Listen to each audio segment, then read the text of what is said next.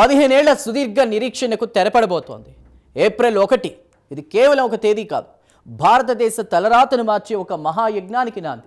అంకెలు మాట్లాడితే అద్భుతాలు జరుగుతాయి, లెక్కలు తేలితేనే లక్ష్యాలు చేరువవుతాయి. సామాన్యుడి గడపకు సంక్షేమ ఫలాలు చేరాలన్నా, అణగారిన వర్గాలకు సామాజిక న్యాయం దక్కాలన్నా మన దగ్గర ఉన్నటువంటి అసలైన ఆయుధం ఒక్కటే, అదే గణాంకం. దేశవ్యాప్తంగా ఇప్పుడు జనగణన శంఖారావం మోగనుంది. అసలు ఈ సెన్సస్ ఎందుకు కీలకం? కుల గణనతో మారబోతున్నటువంటి అసలు సమీకరణాలేంటి? డిజిటల్ ఇండియా వేదికగా సాగనున్న ఈ లెక్కల వెనుకున్నటువంటి అసలు మాస్టర్ ప్లాన్ ఏంటి? లెక్కల టైం స్టార్ట్. ఇప్పుడు ఇదే దేశవ్యాప్తంగా హాట్ టాపిక్. దీనిపై ప్రైమ్ 9 ప్రత్యేక కథనం.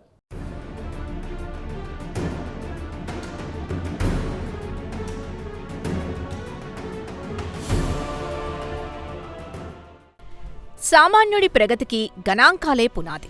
దేశ భవిష్యత్తును నిర్ణయించేది అక్షర ఆయుధాలుగా నిలిచే ఈ లెక్కల కోసం భారతావని దాదాపు 15 ఏళ్లుగా వేచి చూస్తోంది. ఎట్టకేలకు ఆ శుభఘడియలు రానే వచ్చాయి. ఏప్రిల్ 1వ తేదీ నుంచి దేశవ్యాప్తంగా సెన్సస్ ప్రక్రియ ప్రారంభం కాబోతూ ఉండడం ఇప్పుడు దేశవ్యాప్తంగా చర్చనీయాంశం అవుతోంది. ఇది కేవలం కాగితాల మీద రాసే అంకెలు మాత్రమే కాదు, ప్రజల నుదిటి తలరాతల్ని మార్చే ఒక గొప్ప పరిపాలనా సంస్కరణ అని విశ్లేషిస్తున్నారు. లెక్కల టైం స్టార్ట్ కావడంతో దేశం మొత్తం ఇప్పుడు ఈ భారీ కసరత్తు వైపు ఆసక్తిగా చూస్తోంది. అభివృద్ధి ఫలాలు ఇంటి గడపకు చేరాలన్నా, అర్హులైన ప్రతి ఒక్కరికి సంక్షేమ పథకాలు అందాలన్నా ఈ డేటా అత్యంత కీలకం కానుంది. మారుతున్న కాలానికి అనుగుణంగా భారతదేశం తనను తాను కొత్తగా ఆవిష్కరించుకోవడానికి ఈ గణాంకాలు దిక్సూచిగా పనిచేయబోతున్నాయి.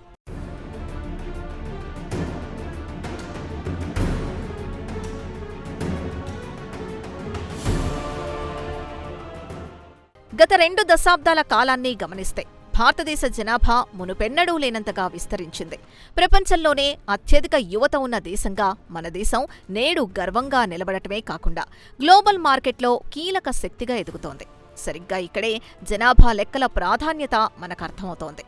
జనాభా అనేది కేవలం ఒక పద్దు కాదు, అది ఒక దేశాభివృద్ధికి సంబంధించిన ఒక సమగ్ర ప్లానింగ్ రిపోర్ట్.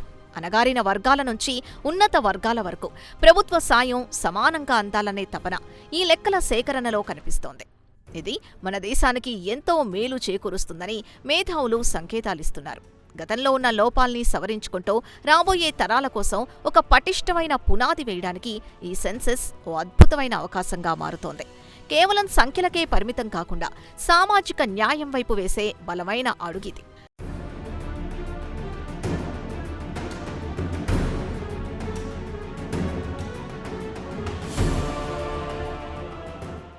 అవును, ప్రపంచంలోనే అత్యధిక యువత ఉన్నటువంటి దేశం మనది. కానీ ఆ శక్తికి సరైన దిశానిర్దేశం ఉండాలంటే పక్కా డేటా ఉండాలి.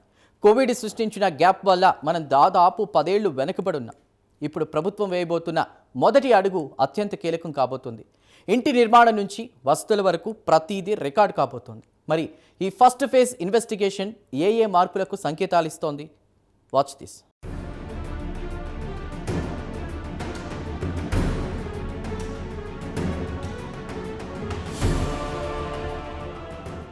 రాజకీయ అనిశ్చితి, కోవిడ్ మహమ్మారి సృష్టించిన ప్రతిష్టంభన వల్ల 2011 తర్వాత జరగాల్సిన సెన్సస్ ప్రక్రియ వాయిదా పడుతూ వచ్చింది. ఫలితంగా దాదాపు 15 ఏళ్ల పాటు మనకు ఖచ్చితమైన గణాంకాలు అందుబాటులో లేకుండా పోయాయి. అయితే ప్రస్తుత రాజకీయ వాతావరణంలో కేంద్ర ప్రభుత్వం ఎట్టకేలకు 2 దశల్లో జనాభా గణనకు శ్రీకారం చుట్టింది. మొదటి దశలో గృహాలకు సంబంధించిన వివరాల్ని సేకరించనున్నారు. అంటే ఇంటి నిర్మాణం ఏ విధంగా ఉంది, అందులో ఉన్న సౌకర్యాలేంటి, ఇతర మౌలిక సదుపాయాలు ఎలా ఉన్నాయనే అంశాలపై అధికారులు ఫోకస్ చేయనున్నారు. ఈ డేటా ద్వారా దేశంలోని ప్రజల జీవన ప్రమాణాలు ఏ స్థాయిలో ఉన్నాయనేది స్పష్టంగా అర్థమవుతుంది. ప్రతి కుటుంబానికి కనీస వసతులు కల్పించడంలో ప్రభుత్వం ఎక్కడ వెనకబడి ఉందో గుర్తించడానికి ఈ ఇన్ఫర్మేషన్ ఎంతో సహాయకారిగా ఉంటుందని నిపుణులు విశ్లేషిస్తున్నారు.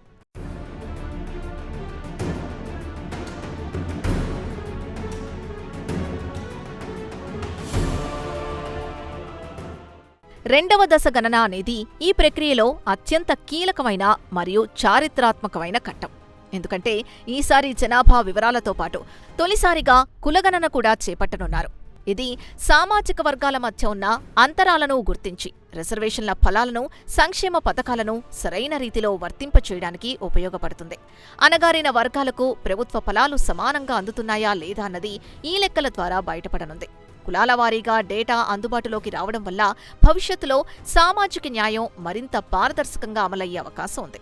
ఈ అంశం ప్రస్తుతం దేశ రాజకీయాల్లో పెను మార్పులకు సంకేతాలిస్తోంది. ఏ వర్గానికి ఎంత వాటా దక్కాలో తెలిసే ఈ గణాంకాలు రాబోయే 10 ఏళ్ల పాటు దేశ అభివృద్ధి పథాన్ని నిర్దేశించే అత్యంత శక్తివంతమైన సాధనాలుగా మారబోతున్నాయి.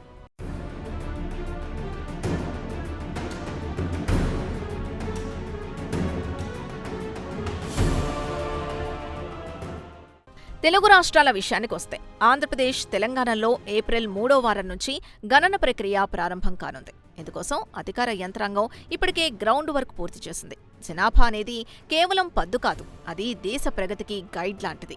కులమతాలకు అతీతంగా ప్రతి ఒక్కరి వివరాలు నమోదు కావడమే ఈ క్రతువు యొక్క అసలు ఉద్దేశం. 2 రాష్ట్రాల్లోనూ డేటా సేకరణలో ఎలాంటి పొరపాట్లు జరగకుండా పటిష్టమైన జాగ్రత్తలు తీసుకుంటున్నారు. స్థానిక పరిస్థితులకు అనుగుణంగా ప్రజల వివరాల్ని క్షుణ్ణంగా సేకరించడం ద్వారా రాష్ట్ర అభివృద్ధికి అవసరమైన వ్యూహరచన చేయడానికి ఈ లెక్కలు ఉపయోగపడతాయి.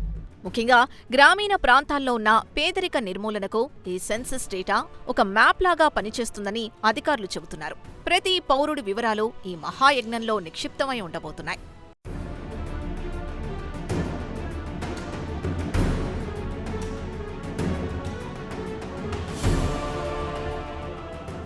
తెలుగు రాష్ట్రాల్లో అధికారులు ఇప్పటికే గ్రౌండ్ లెవెల్ ప్రిపరేషన్స్ పూర్తి చేశారు. అయితే ఈసారి సెన్సస్ పాత పద్ధతులకు పూర్తిగా భిన్నం. ఇది పేపర్ ఫ్రీ సెన్సస్, అంటే అంతా డిజిటల్మయం. మొబైల్ యాప్లు, పోర్టల్స్ ద్వారా వివరాల సేకరణ జరుగుతుంది. ప్రజలు స్వయంగా సెల్ఫ్ ఎన్యూమరేషన్ చేసుకునేటువంటి వెసులుబాటు కూడా ఉంది. ఈ టెక్నాలజీ రెవల్యూషన్ అసలు లెక్కలను ఎంతవరకు పారదర్శకంగా మార్చబోతోంది విశ్లేషిద్దాం.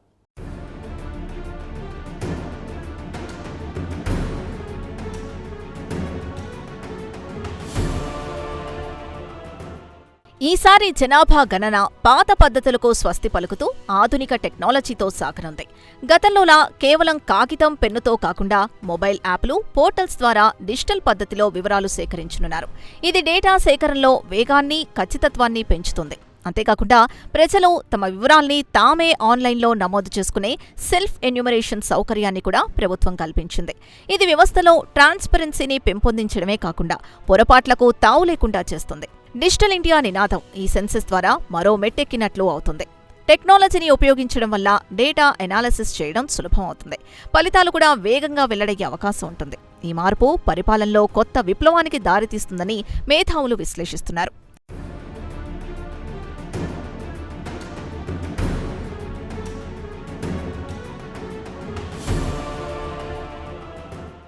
సంక్షేమ పథకాల రూపకల్పనలో ఏ వర్గాలకు ప్రాధాన్యత ఇవ్వాలో ఈ సెన్సస్ డేటా నిర్ణయించనుంది.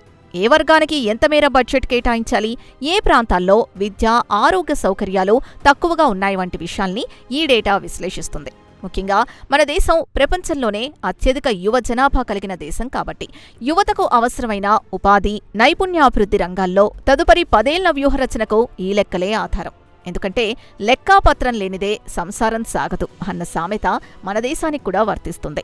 సరైన లెక్కలుంటేనే దేశం అనే పెద్ద కుటుంబాన్ని సరైన మార్గంలో నడిపించడం సాధ్యమవుతుంది. వనరుల పంపిణీలో అసమానతలు తొలగిపోయి నిజమైన అర్హులకు న్యాయం జరగాలంటే ఈ కసరత్తు సక్సెస్ కావడం ఎంతైనా అవసరం.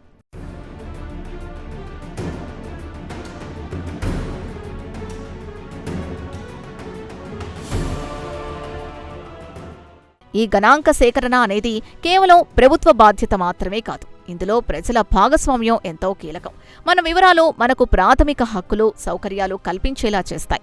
గణాంక సేకరణకు వచ్చే అధికారులకు సరైన, నిజాయితీతో కూడిన సమాచారాన్ని అందించడం ప్రతి పౌరుడి బాధ్యత. మనమిచ్చే సమాచారమే రేపు ప్రభుత్వం తీసుకునే నిర్ణయాలకు పునాదవుతుంది. ఒకవేళ తప్పుడు వివరాలిస్తే అది సంక్షేమ పథకాల అమలులో అడ్డంకులు సృష్టిస్తుంది. నిజమైన అర్హులకు అన్యాయం చేసే ప్రమాదం ఉంది. అందుకే ప్రతి పౌరుడు ఈ సెన్సస్ ప్రక్రియలో భాగస్వాములు కావాలి. ఇది కేవలం మన కోసం మాత్రమే కాదు, మన రాబోయే తరాల భవిష్యత్తు కోసం చేసే ఒక గొప్ప కార్యమని గ్రహించాలి. మనమిచ్చే ఇన్ఫర్మేషన్ దేశ ప్రగతి చక్రాల్ని వేగవంతం చేస్తుంది అనడంలో ఎలాంటి సందేహం లేదు.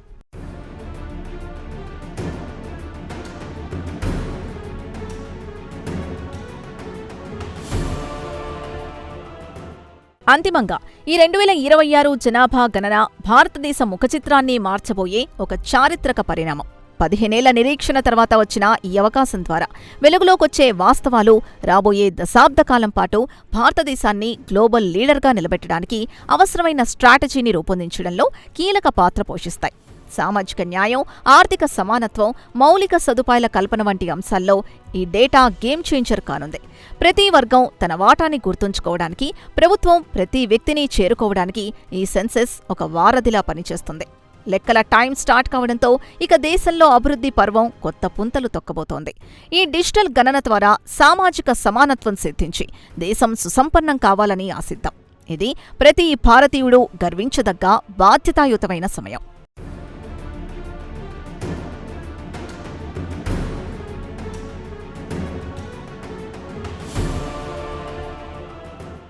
ప్రగతి ఫలాలు అందని ద్రాక్షలా మిగిలిపోకూడదు.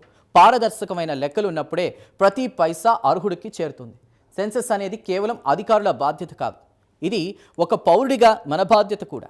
మనం ఇచ్చే ఒక చిన్న ఇన్ఫర్మేషన్ మరో 10 ఏళ్ల దేశ భవిష్యత్తును డిజైన్ చేస్తుంది. నిజాయితీగా వివరాలిద్దాం, సామాజిక న్యాయంలో భాగస్వామ్యంలో అవుతాం. అప్పుడే ఈ అక్షర ఆయుధానికి సరైన గౌరవం దక్కుతుంది. లేదంటే లేనిపోని తప్పుడు లెక్కలతో అసలైన అర్హులకు అన్యాయం చేసే ప్రమాదం ఉంది. మరి సామాజిక మార్పు కోసం మీరు సిద్ధమేనా?